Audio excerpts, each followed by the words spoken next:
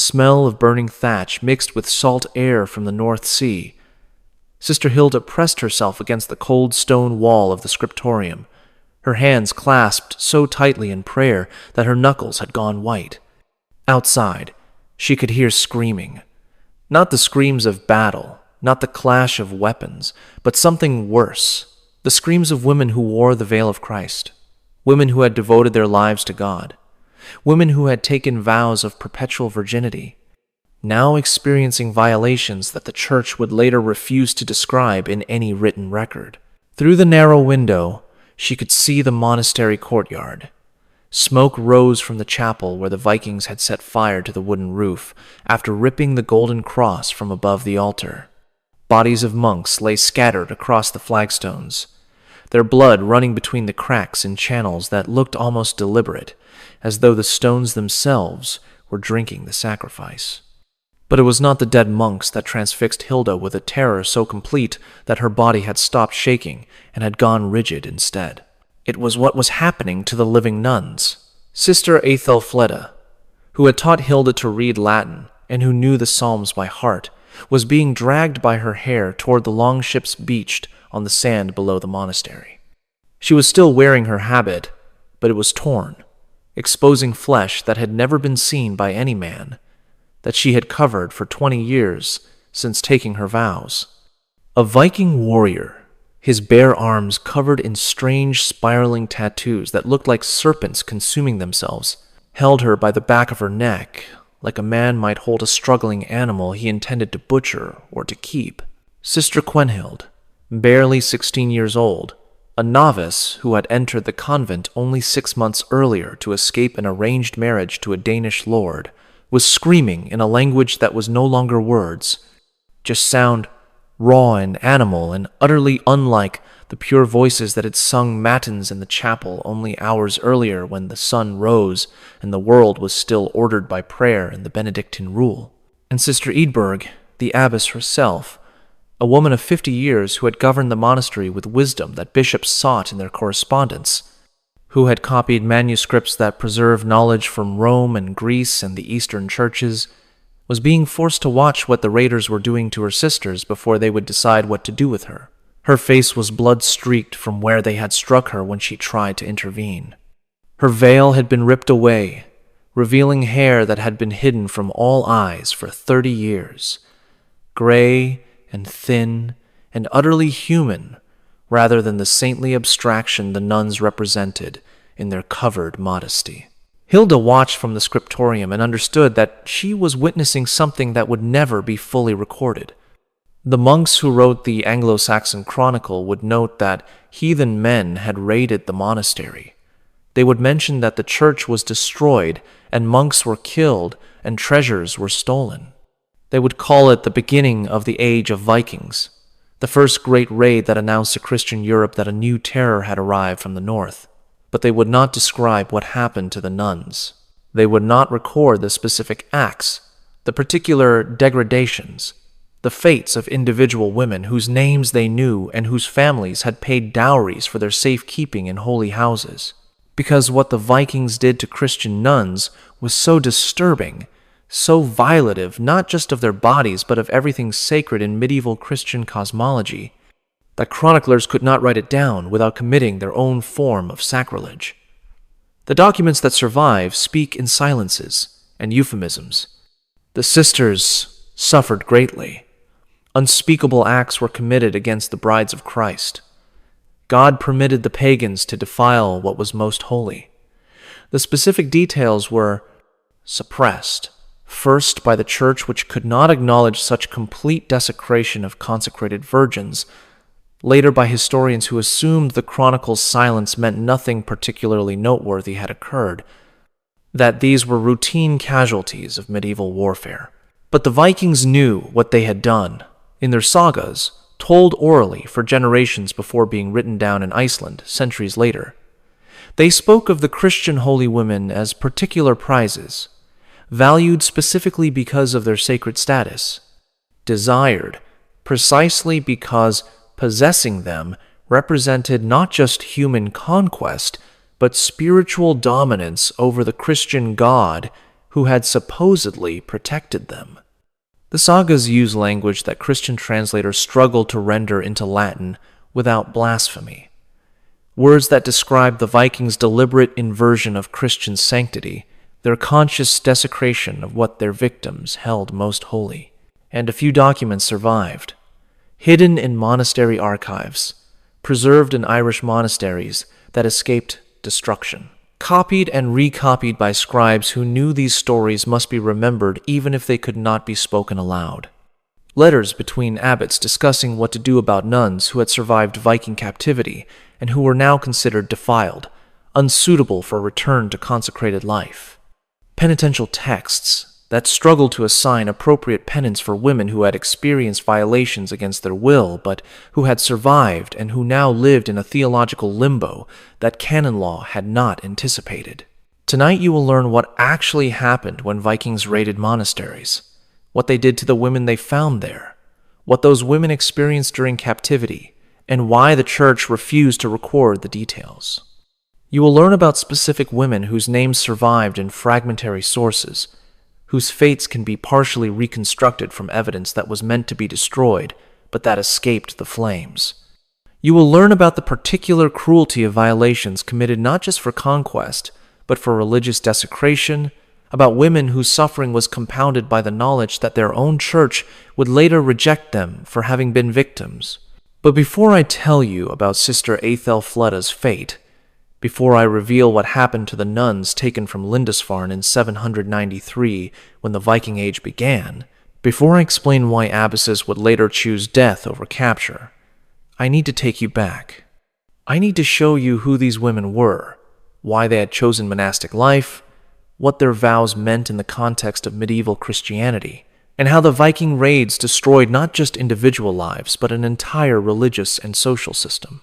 If you want to understand how spiritual authority provided no protection against physical violence, how religious devotion made women targets rather than safeguarding them, how survivors of atrocities were blamed rather than supported by the very institutions that should have protected them, then you need to watch this entire video. Subscribe right now because what you are about to learn comes from sources the medieval church tried to suppress, from documents that survived in fragments, from archaeological evidence that reveals what written records concealed. Hit that subscribe button and leave a comment telling me what you know about Viking raids, because I guarantee this story goes deeper into both Viking and Christian history than anything you learned in school. And watch all the way to the end, because I am going to tell you about the nuns who survived, what happened to them afterward, how some found ways to preserve their dignity despite everything, and how the Viking Age ultimately changed how monasteries protected their women. Now let me take you back to the world before the Vikings came, to understand who these women were and what they would lose. In the 8th century, Christian monasteries across Britain, Ireland, and northern Francia were centers of learning, wealth, and spiritual authority that had no parallel in the secular world. These were not the grim medieval cloisters of popular imagination, but thriving communities that combined religious devotion with practical skills, that preserved classical learning while creating new works of art and literature, that educated both men and women, that owned vast estates and exercised political influence that sometimes exceeded that of local lords. Women played crucial roles in this monastic world. Unlike secular society where women were defined entirely by their relationships to men as daughters, wives, or mothers, monastic life offered alternatives. A woman who took religious vows acquired a defined legal and social status, independent of family connections. She could own property through the monastery. She could exercise authority as an abbess governing both monks and nuns in double monasteries. She could become educated in Latin and theology and manuscript copying and medicine. She could participate in spiritual exercises and mystical experiences that were considered among the highest achievements of medieval Christianity. The decision to become a nun was not always purely voluntary. Families placed daughters in monasteries for various reasons: to avoid disadvantageous marriages, to provide for younger daughters when dowries were scarce, to fulfill religious vows made by parents, to secure prayers for family souls. But many women did choose this life genuinely and found in it satisfactions that secular existence could not provide. The letters and writings that survive from medieval nuns show women who were intellectually engaged, spiritually fulfilled, and conscious of their privileged position within a society that otherwise offered women few opportunities for autonomy or authority. The monastery at Lindisfarne, located on a tidal island off the coast of Northumbria in northern England, was founded in 635 by Irish monks bringing Christianity to the Anglo-Saxon kingdoms. For more than a century, it grew in wealth and reputation, producing illuminated manuscripts, including the Lindisfarne Gospels, training bishops and missionaries, accumulating donations of land and treasure from pious nobles. By the late 8th century, Lindisfarne housed dozens of monks and a smaller community of nuns who lived in separate quarters but shared the church for Mass and divine office.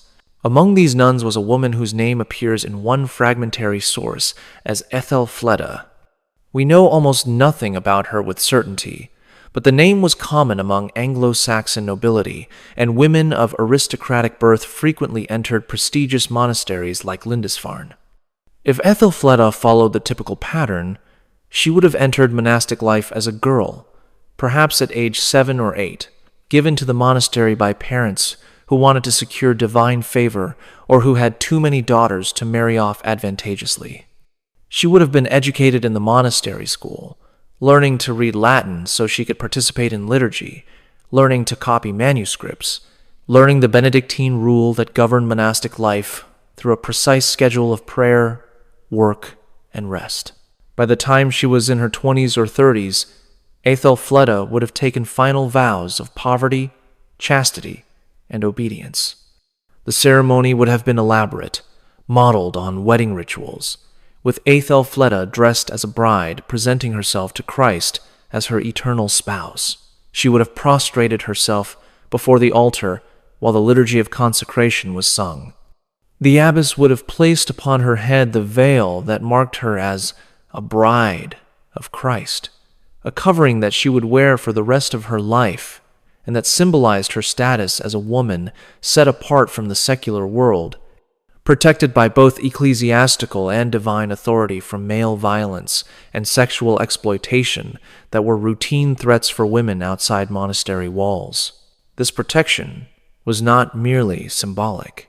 Canon law established severe penalties for anyone who violated a consecrated virgin.